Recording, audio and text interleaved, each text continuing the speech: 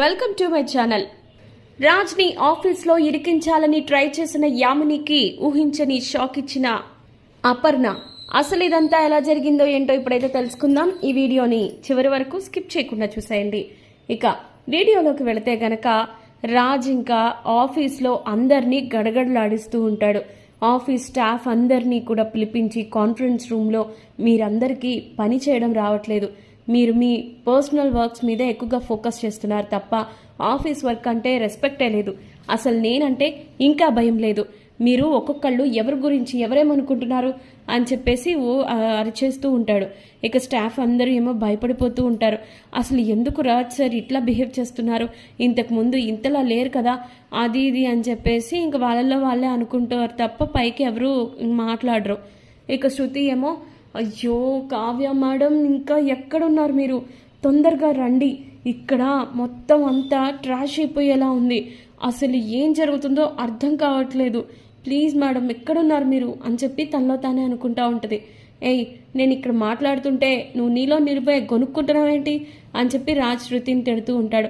అబ్బే అదేం లేదు సార్, అది కావ్య మేడం ఈరోజు రారా అని చెప్పేసి అనుకుంటున్నాను అనగానే, కావ్య మేడం ఏంటి, కావ్య మేడం ఆవిడ రాకపోతే ఇక్కడ పనులేం జరగవు అనుకుంటున్నావా, అయినా నేను వచ్చాను కదా అది ఇది అని చెప్పి ఇంకా భయపెట్టేస్తూ ఉంటాడనమాట.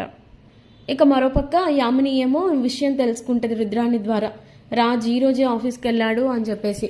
ఇక అప్పుడు ఎస్ ఇదే మనకి కరెక్ట్ టైం ఆంటీ, ఇప్పుడు మనం సిద్ధార్థని పంపించి అక్కడ ఆఫీస్లో మొత్తం విషయం లీక్ అయ్యేలా చేశామంటే మొత్తం ఖచ్చితంగా మన హ్యాండ్ ఓవర్లోకి వచ్చేస్తుంది అని చెప్పేసి ఇంకా తను అంటది. సరే అయితే మీరు ఫోన్ పెట్టేయండి, నేను సిద్ధార్థతో మాట్లాడతాను అని చెప్పేసి యామిని అయితే ఇంకా కాల్ కట్ చేసేసి సిద్ధార్థకు ఫోన్ చేసిద్ది. సిద్ధార్థ్ ఏమో ఆఫీస్కి కొంచెం దగ్గరలోనే ఉంటాడు. ఇక ఏంటి యామిని గారు చెప్పండి అనేసరికి, ఏం లేదు ఈరోజు ఆఫీస్కి రాజ్ వెళ్ళాడంట, ఇప్పుడు రాజ్ని ఆఫీస్ స్టాఫ్ అందరి ముందు అతను ఒక పనికిరాని ఆఫీసర్ అని చెప్పి చేస్తే చాలు, మనకి అనుకున్నట్లుగా జరుగుతుంది, నీకు ఆ ఆఫీస్ని హ్యాండ్ ఓవర్ చేసుకునే రైట్ దొరుకుతుంది, ఇక ఈ విషయంలో ఇంకెలాంటి ప్రాబ్లం రాదు, ఇక నా రాజ్ నాకు దక్కుతాడు, నీకు ఆఫీస్ దక్కుతుంది, ఆ కావ్యకి దిక్కు లేకుండా ఇక ఏడుస్తూ కూర్చుంటుంది అని చెప్పేసి అనేసరికి సిద్ధార్థేమో సరే అండి నేను పక్కనే ఉన్నాను, నేను ఇప్పుడే ఆఫీస్కి వెళ్ళి రాజ్ సంగతి చూస్తాను అనగానే, చూడు చిన్న చిన్నగా ట్రై చేయకు, కంప్లీట్గా ఆఫీస్ స్టాఫ్ అందరి ముందు రాజ్ ఒక పనికిరాని వాడని ప్రూవ్ చేయగలిగితే చాలు, ఖచ్చితంగా మనం అనుకున్నట్లుగా ఈ ప్లాన్ వర్కౌట్ అయిపోతుంది, ఎందుకంటే ఆఫీస్లో కావ్య లేదు, కావ్య వచ్చేలోపు నువ్వు ఇదంతా ప్లాన్ చేయగలిగితే ఖచ్చితంగా నువ్వు అనుకున్నట్లుగా జరుగుతుంది అని చెప్పేసి ఇంకా అలా మాట్లాడుకుంటూ ఉంటారు. ఇక మాట్లాడుకున్న తర్వాత ఇంకా మళ్ళీ రుద్రాణి ఫోన్ చేసిద్ది యామినికి చేసి, ఏమైంది సిద్ధార్థని పంపించావా, వెళ్తున్నాడా, కావ్య కూడా ఆఫీస్కి బయలుదేరిపోయింది, దాన్ని రీచ్ అయ్యేలోపే సిద్ధార్థని పంపించాయి అని చెప్పి అనేసరికి, ఆల్రెడీ సిద్ధార్థ్ ఆఫీస్కి దగ్గరగా ఉన్నాడు ఆంటీ, మీరేం కంగారు పడకండి, ఖచ్చితంగా ఈసారి మన ప్లాన్ ఎట్టి పరిస్థితుల్లోనూ ఫ్లాప్ అవ్వదు, రాజ్కి ఈ పని అవ్వదు అని తనే ఒప్పుకునేలా చేసి కంపెనీని సిద్ధార్థ్కి టేక్ ఓవర్ చేసేలా చేస్తాను అని చెప్పి అనగానే ఇంకా చాలా హ్యాపీగా ఫీల్ అవుతూ ఉంటుంది రుద్రాణి. ఇక ఫోన్ పెట్టేసిన తర్వాత తనలో తానే నవ్వుకుంటూ హ్యాపీగా ఫీల్ అవుతూ బయటకు అనేస్తూ ఉంటుంది.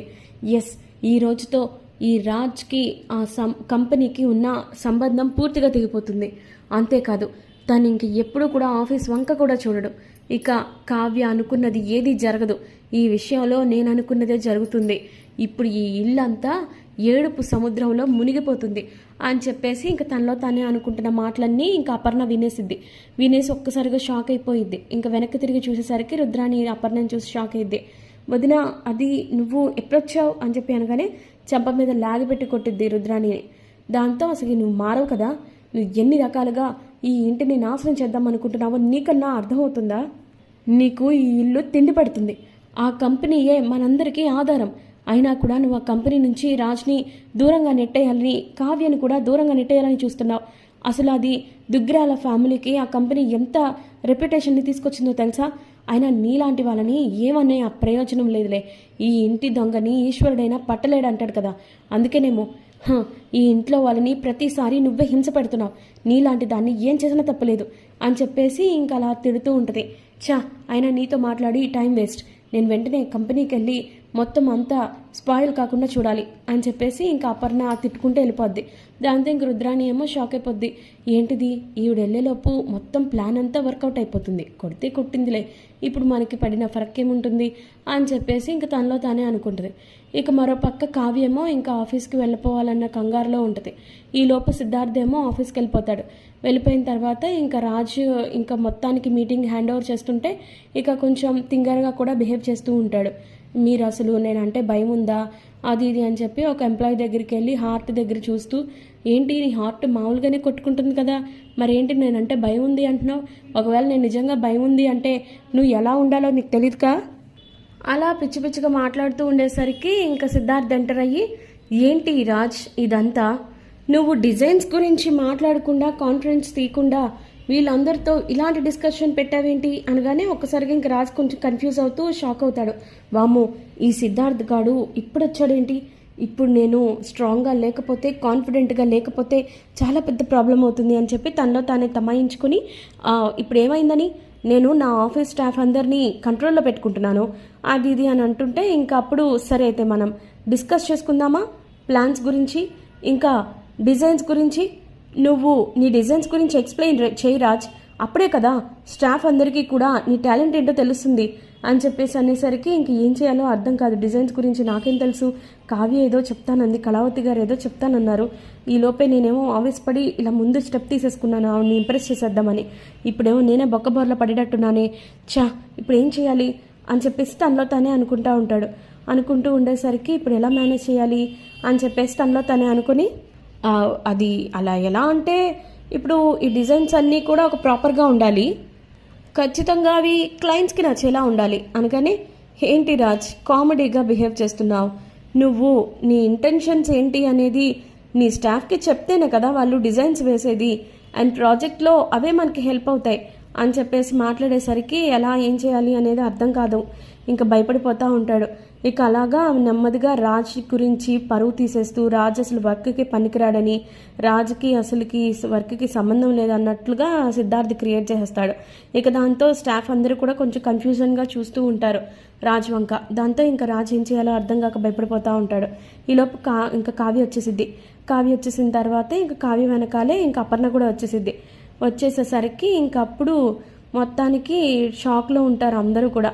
ఇదేంటి కావ్య అప్పుడే వచ్చేసింది, యామిని తర్వాత వస్తుందని చెప్పింది కదా అని చెప్పేసి సిద్ధార్థ్ తనలో తనే ఎలా హ్యాండిల్ చేయాలి ఇప్పుడు అని చెప్పేసి అనుకుంటూ ఉంటాడు కొంచెం షాక్లో. ఇక మరో పక్క రాజ్ కూడా కొంచెం షాక్ అవుతాడు. ఇప్పుడు ఈ కళావతి గారిని ఇంప్రెస్ చేద్దామనుకుంటే మొత్తం రివర్స్ అయిపోయేలా ఉంది, ఇప్పుడు వీడికి నేను ఎలా ఎక్స్ప్లెయిన్ చేయను అని చెప్పేసి అనుకుంటూ ఉంటారు. ఇంకప్పుడు కావ్య అలాగే అపర్ణ ఇద్దరు వచ్చి ఇక మొత్తం డిజైన్స్ గురించి చెప్తూ ఉంటే ఇంకప్పుడు రాజ్కి కొంచెం కొంచెంగా ఏంటో గతం నేను పాస్ట్లో ఇలాగే ఏమన్నా ఎక్స్ప్లెయిన్ చేసావన్నా ఏంటి అని చెప్పేసి తనలో తనే అనుకుంటూ ఉంటాడు. అలా అనుకుంటూ ఉండగానే చూస్తూ ఉంటాడు తప్ప ఏం రెస్పాండ్ అవ్వడు. ఇక అప్పుడు కావ్య మొత్తం హ్యాండిల్ చేసేసరికి ఇంకా అలా సిద్ధార్థ్ అయితే అక్కడి నుంచి వెళ్ళిపోతాడు కోపం వచ్చి.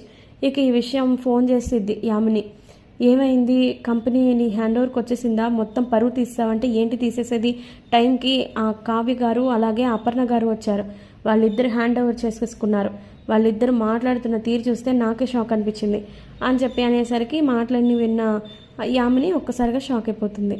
ఇక రాబోయే కథలో ఖచ్చితంగా ఇలా అయితే